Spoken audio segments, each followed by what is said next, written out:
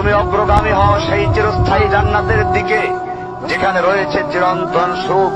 যা মন চাইবে তাই পাবে, যা আদেশ করবে তাই দেওয়া হবে। জেনে রেখো, দুনিয়ার চাওয়া পাওয়ার পূর্ণতার স্থান নয়, দুনিয়ার চাওয়া পাওয়ার পূর্ণতার স্থান নয়, দুনিয়ার চাওয়া পাওয়ার পূর্ণতার স্থান নয়। জান্নাতি হচ্ছে এমন জায়গা যা তোমার সব আকাঙ্ক্ষাকে পূর্ণ করে দেওয়া হবে। চির কিশোর সেবকগণ, চির যৌবনা সঙ্গিনীগণ, ফল মূল, গোস্ত, দুধের মধুর শরাবের নহর, উত্তম বাসস্থান ও বিছানা, চির আরাম, চির যৌবন, চির সুখ, অসংখ্য নেয়ামতের মাঝে সবচেয়ে বড় নেয়ামত হবে তুমি আল্লাহকে দেখবে। শুধু তোমাকে এটা বলাই যথেষ্ট মনে করছি, সবচেয়ে কম মর্যাদার যে জান্নাত লাভ করবে তা হবে দুনিয়ার 10টির সমান।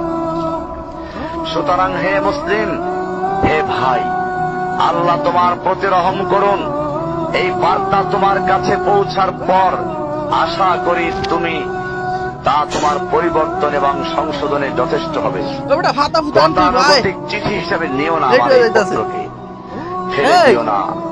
এটা ফেলে দেওয়ার নয়, আল্লাহর জন্য বলছি। এর দ্বারা নিজেদেরকে সংশোধনের চেষ্টা করো।